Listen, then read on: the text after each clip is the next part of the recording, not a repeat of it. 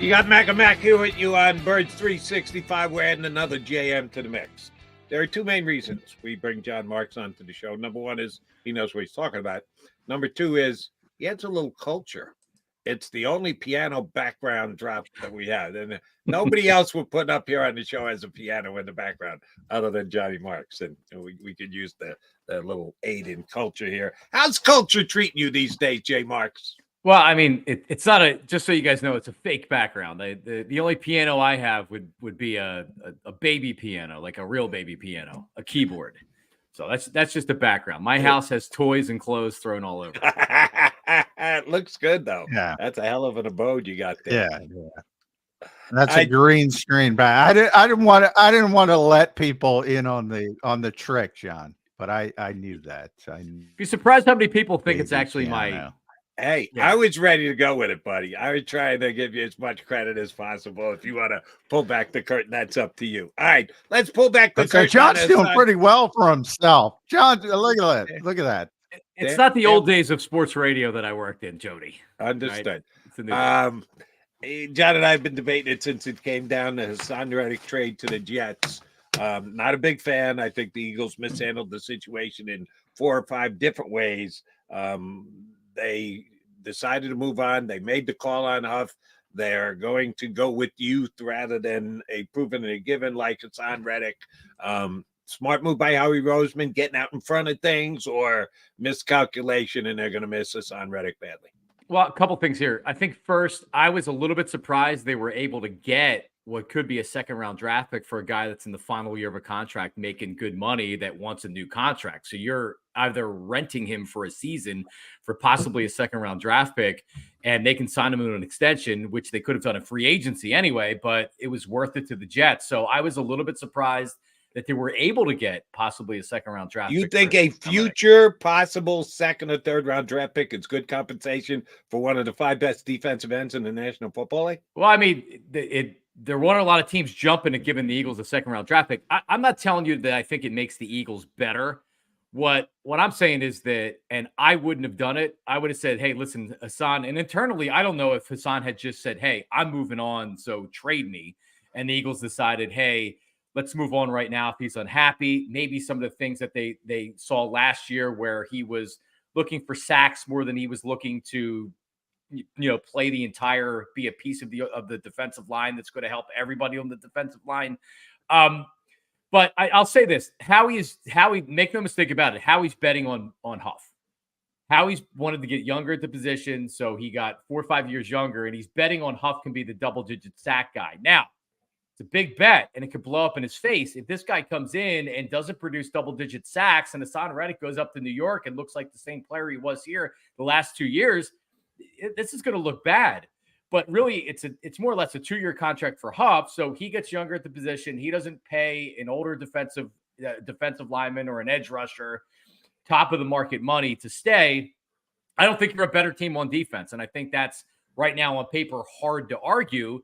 These guys have to step up. These younger guys have to step up. So now you're looking at Nolan Smith. He's got to step up. You're looking at Josh Sweat to have a little bit of more of a bounce back season. BG's going to be BG, but like you're going to need to get sacks from the position, and you're going to be leaning on the young guys. And I just hope they're ready to do it.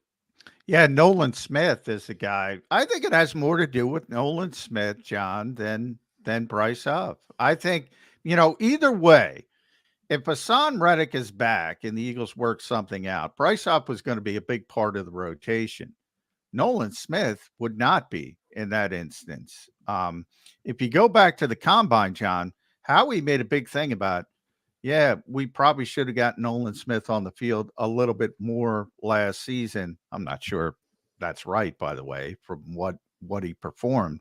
But nonetheless, and then 15 minutes later, Nick spoke, Nick Sirianni, and said, you know what? I'm playing who helps me win on Sunday.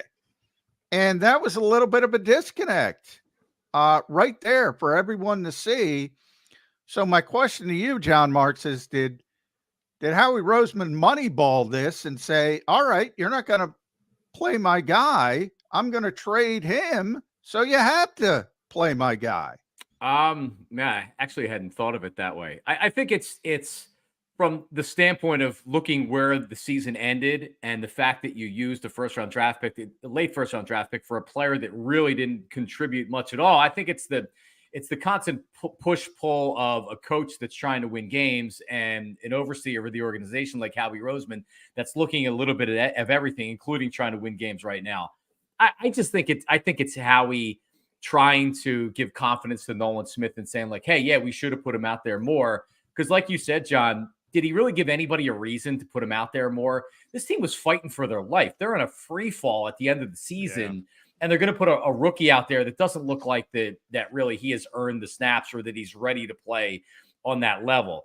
So I hope he's ready this year. We know oftentimes we see this with rookies. They go from playing in their season to the draft process to getting drafted to moving to a new city to training camp to a long season, and they're just totally mentally and physically gassed.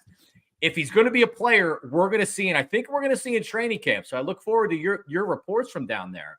But we should see in training camp, and we should see early in the season if this guy's going to be a player or not. Here's the one thing where I'll kind of come down on Howie's side of Smith could have gotten more time last year. Did Josh Sweat blow anybody away in the second half of the season? If they had given him a couple extra snaps, would anybody be jumping up and going, oh my God, you can't take Josh Sweat off the field? No, he just didn't have a good season. They had a lousy second half, so they could have gotten him in. I know where Nick's coming from, and that's right. His job, he's got to evaluate, and he's got to play his best players. Was Josh Sweat unquestionably better than the other options they had there? Not by his production, not by the way he played for me. All right, how are they going to replace Fletcher Cox in that middle of the defensive line? God bless Fletch. He's going to talk to the media today. Hope he has a great life. The rest of his life, he's going to be missed. He was their most consistent defensive player last year. How do they replace him?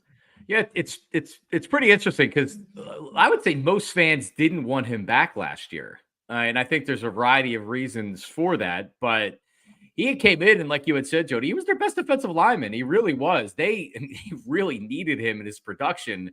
The young guys have to step up. I mean, you have first-round draft picks. You trade up, and you get a Jordan Davis, and I know he's not a pass rusher, but you need to feel the impact on the defensive line. He's supposed to be this, like if you're using a high first-round draft pick on a defensive lineman that's not getting to the quarterback, well, damn, you know what? He better be able to really be a foundational piece and be the anchor on that defensive line against the run. And then Jalen Carter needs to be a double-digit sack guy. If Fletcher's been right there or he's been a double-digit sack guy the last couple of years, then he needs to step into that role. And Carter was really good at the beginning of last season. Like we had said with the rookies, it seems like he tailed off a little bit towards the end of the year, at least the production when the team was struggling. Jalen Carter has to be the Fletcher Cox replacement in sacks. And then outside of that, Milton Williams has looked good as a rotational piece to get to the quarterback. So, I mean, this is now when you look at this line, and they're probably going to draft a defensive lineman in the first 2 rounds. They have those 3 picks in the first 2 rounds. You're probably going to see another guy that they take. So it's got to be the young guys. This is the year that the young guys have to step up and take that next step. Fletcher, I've talked about, John, and I hate to do it, but I'm going to put you on the spot. I've always said, this is one of the great defensive players in Eagles franchise history. And if you gave him the podcast and the Mummers outfit and the personality, people would realize this is a Hall of Fame level player. And for some reason they don't. And you mentioned last year, a lot of fans didn't want him back, and he just played well again. And, he's one Super Bowl team in this franchise's history. He was the best player on that team, the best pure football player. Why doesn't Fletcher Cox get the flowers that Fletcher Cox deserves? I think you said it. I think when things are going well, fans love Fletch. But then if things don't go well, or there's this perception that it's like, well, he's kind of washed up and it's time to move on from him. I don't know. I remember the draft that he was coming out. I think it was it Don Terry Poe That was a 3-4 nose tackle. And Fletch, they were considered right there in that first round. That's a good pull, by the way. I hadn't thought of Don Terry Poe in a while. Thank you, Johnny Marks. So it shows you how long Fletcher was a good player for, because I don't even know the last time Poe had played anywhere. Certainly he's never played at Fletcher's level. But the Eagles got it right. I mean, for all the bitching and complaining we do about Howie and he missed this draft pick, he missed that draft pick, you're talking about a player arguably that's going to have his number retired with the team and help bring them to the first Super Bowl. And really, when you talk to teammates, and you know this, John, because you're down there all the time and you know these guys personally, Fletcher was a rock. Fletcher and BG were a rock for those younger defensive linemen and for that line for a long time.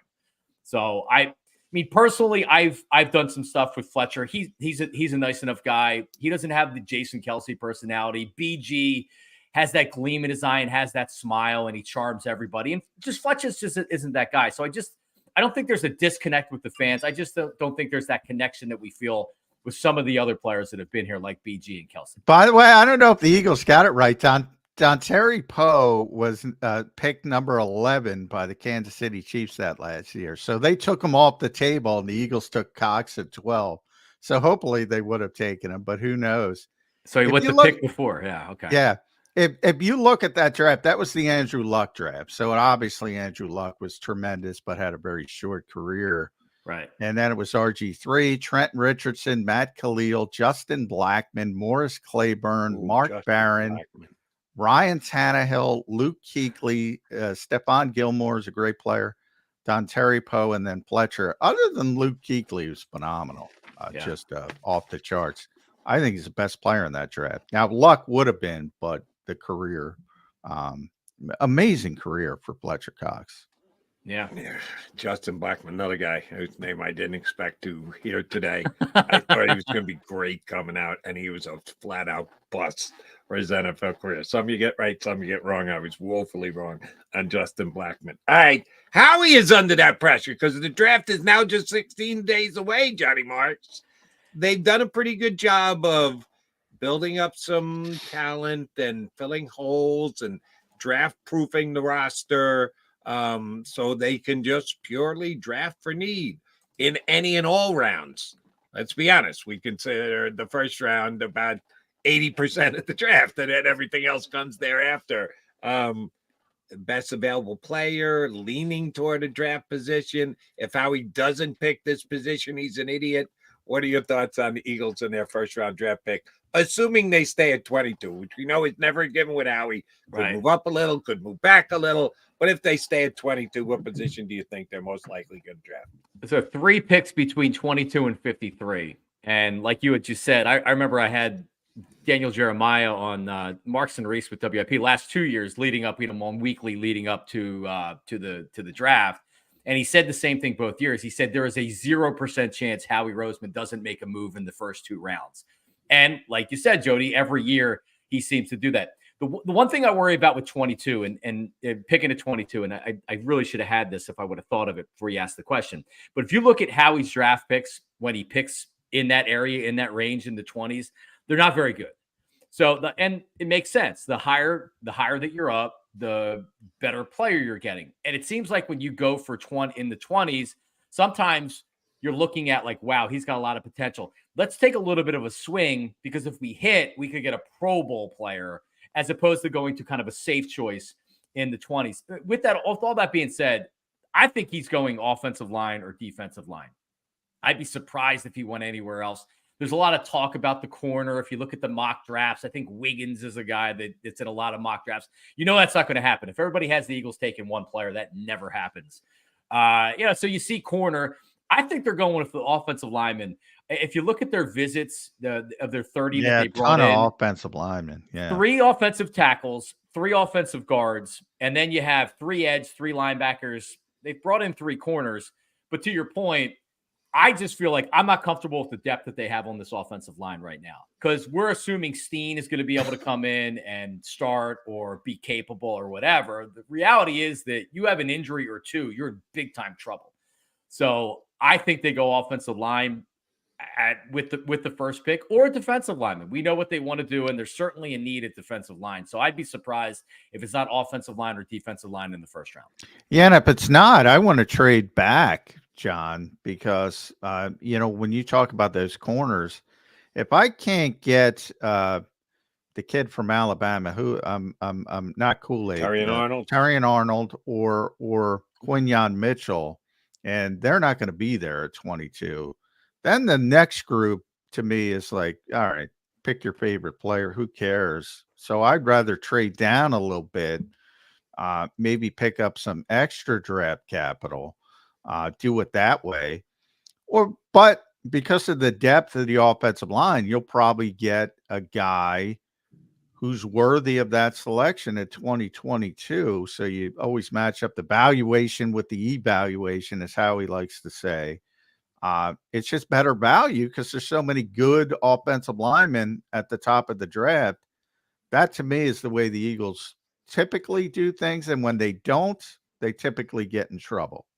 So I'm with you. It's offensive line. I'll even forget about defensive line as well. It's offensive line.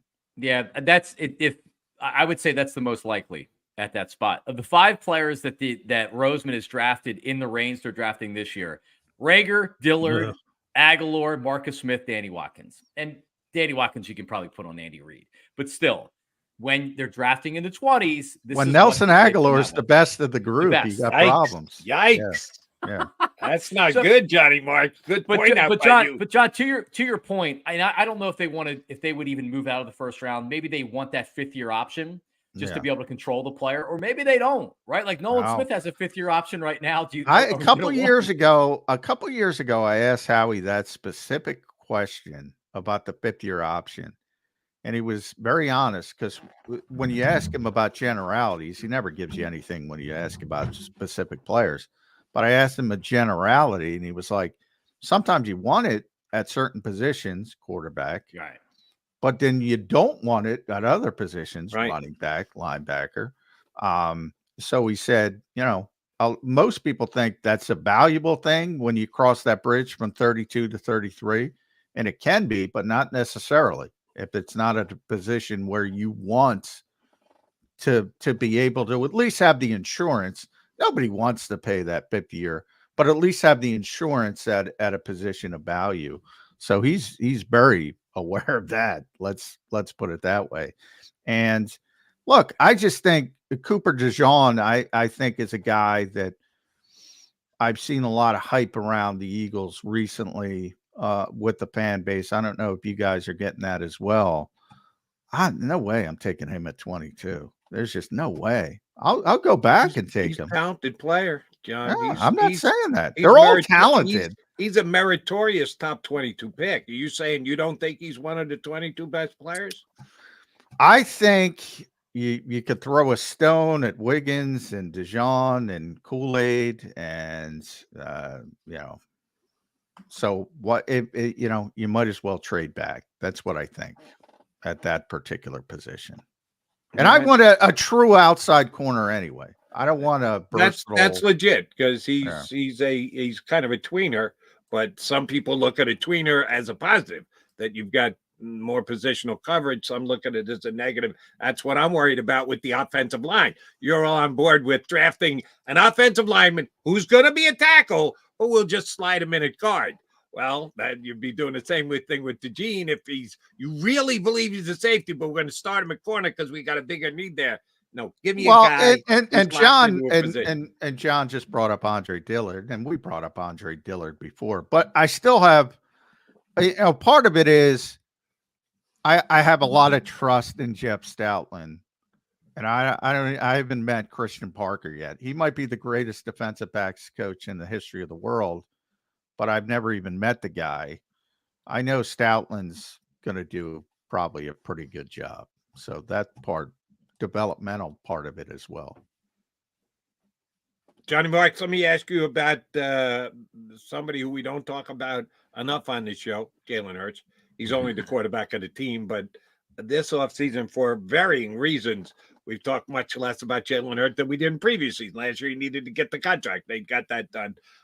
He had a drop-off year. He did not play as well.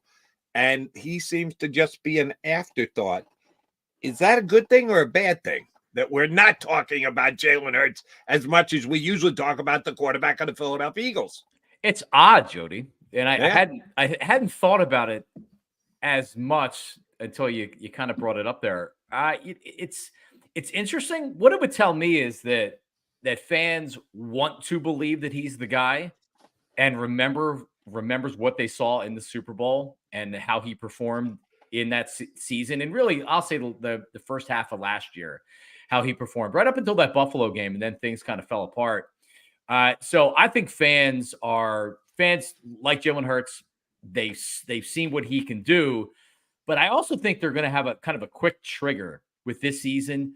If he comes out and he looks like the quarterback at the end of last year, which I'm not saying he's going to, but I think fans at this point will be quick to jump to say like, hey man, what's going on here? Like, we gave him the mulligan for the last half of last year, but what about now? And that's why it was so important bringing in Kellen Moore. And I believe going back to more of I'm not going to say a run-focused offense, but making sure that they remember they have the run there, and they're not going to lean on him to throw as much. Now, I'll be curious to see what they do with Jalen in the running game this year. And I've said this, and I'll go on the record right now. I'm not telling you that I need him to be Joe Flacco back there, a stick figure, not running around.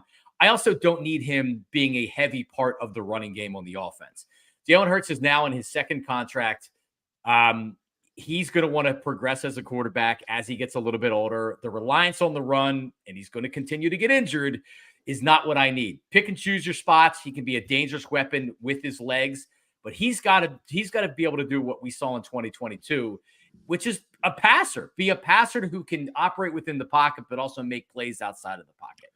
So we'll see. Yeah, it's interesting. We don't talk about Jalen Hurts a lot. No. And yeah, it's kind of maybe because there's so much other stuff. The Eagles always pop up with something on the radar. But yeah, there's a lot of question marks. To me, it's a difficult tightrope, John, because part of what makes him a really good player is that +1 in the running game. And if you take that away, how much are you limiting him? I don't know. It's going to be interesting to watch. On the other side of the ball, I like this move, John Marks. It's not splashy by any sense of the imagination, but why not bring Avonte Maddox back at that money? You get the big discount. Yeah, maybe he gets hurt again, but who cares? You're not paying him. You just move on. It's a lot different than last year. Yeah. He got to look at the market. Everyone spoke and said, this guy's never on the field. So why not take the lottery ticket and say, if the worm turns and he can play 14, 15 games, you got a good slot corner. Yeah, I think he probably, John, had a lot of similar offers out there from teams in the NFL, which was, hey, we like you. You haven't been healthy. So outside of right around the veteran minimum, and I didn't see what the terms were on his contract, but right around that money, I'm sure some teams would have liked to bring him in as a lottery ticket. That's what he is. I mean, frankly, when I saw that he was coming back, I was like, all right, you felt good because you've seen him do it before. You know he's a quality player. To rely on him and to put him in pen, that's our nickel corner. They can't do it anymore. So whatever you get this year can be a bonus. He does have some versatility. He's played safety before.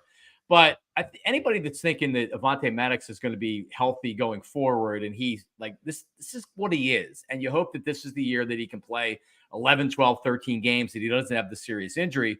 It helps him. It helps him. He's a veteran guy. We've seen what he can do, but it does make you feel better about the nickel position. 17-game season, dead in the middle is 8.5. That's the under/over on how many games he plays. You got to make a call. Is it going to be over or under? I'm going over. At some point, the luck has got to turn. That's an under.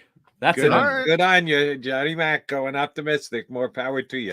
All right. That's rare for me, by the way. Yes, that's why I pointed it out. Johnny Mac, you got the piano. You got a great bay window. You got to look like a very comfy couch there. Yeah. I know off to the side, you've got your crystal ball, and I don't know if you've consulted it lately, but if you have for this particular question, just please answer it. If you want to beg off and hold off a little bit, I'll let you beg off and hold off till next month when we get you back on after the draft. All right. Who will be the head coach of the Philadelphia Eagles in 2025? I feel like I need your old 8 ball for this question. 8 ball, crystal ball. I'm giving you. I'm asking you to juggle balls here, Johnny Marks, and come up with an answer. But I'll also accept as an answer. Give me a month to think about it. If you want to wait, I'll let you wait. But if you want to answer right now, please answer. I have an answer, and I'm not going to go Nick Sirianni because that'd be too easy. Bill Belichick. Bill Belichick. You think they're going a year later? They're going to. I'm going to give you a good futures bet at John Marks Media. Follow John. I like that. Follow him on all platforms. You got the same at John Marks Media.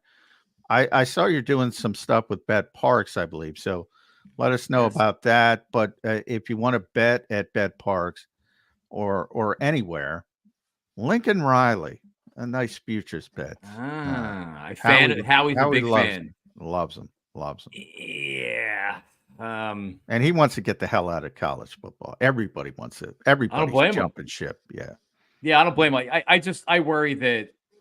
I mean, we saw Chip Kelly, and it scares me. Yeah, it scares away from me a college. Too. Oh, I think he'd be a disaster. Don't get me wrong, but Howie loves him. Here's the one thing against Lincoln Riley, because I've heard the same thing. John, you heard more often. You're a beat guy. That the relationship between those two guys is close, tight, everything. When was the last time Jeff Lurie paid top of the market head coach dollars? That's a good point. Yeah, Chip. Never. He doesn't chase them. Ever. Well, he's for his ownership career for paying. Now, re-signing Andy Reid, after he went to Super Bowl, got up there. But I'm talking about hiring off the open market, the go-to guy, the hot candidate, the guy who's going to get paid, move immediately into the top 7 coaching pay in the league. Lincoln Riley's going to want that. If he's coming here, he's going to want to get paid. Well, I don't know. Another shitty season, maybe not. Was Chip? If he has another shitty season, it's not a good idea. Chip was close.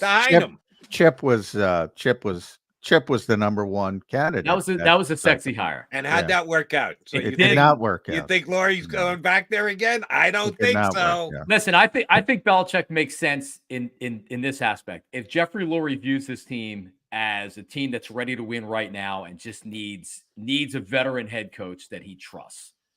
And I mean, I don't know. I mean, I'm not saying I would hire Bill, but it would be interesting. What about Kellen Moore? He can't. I mean, for whatever reason, he's not when he's doing interviews, he's not impressing to get head coaching jobs. What interviews? He still hasn't been introduced to the Philadelphia fans. We don't know spit about Kellen Moore yet. Man, what is that? He interviewed for the Eagles head coaching job in 2021 when Nick got it. Nick Sirianni, so we shall see. JM, always a pleasure. Everyone check him out on Twitter, and that will send you to the many different platforms that he's on, including YouTube. He's on YouTube all over the place, including with our boy Anthony Gargano this week. Good job out of you there. Johnny Marks, always appreciate when you jump in with us. Thanks for doing it today. Thanks, guys. Thanks, John. John Marks will now go play the piano in the background after jumping in with us and performing today.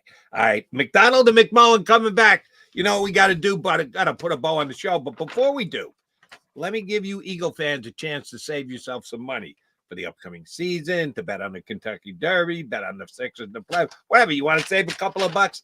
Let me help you out saving a couple of bucks. Birds fans, here's your chance to put 40% or more back in your pocket on car insurance right now from one of JAKIB Sports.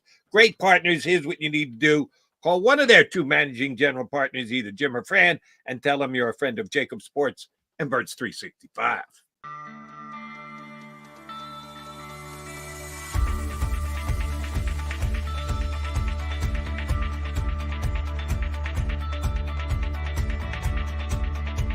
Hi, I'm Jim Muehlbronner, Managing Partner at Delval Insurance Group. Give us a call. We're a local, knowledgeable agency, not an 800 number. Go Birds!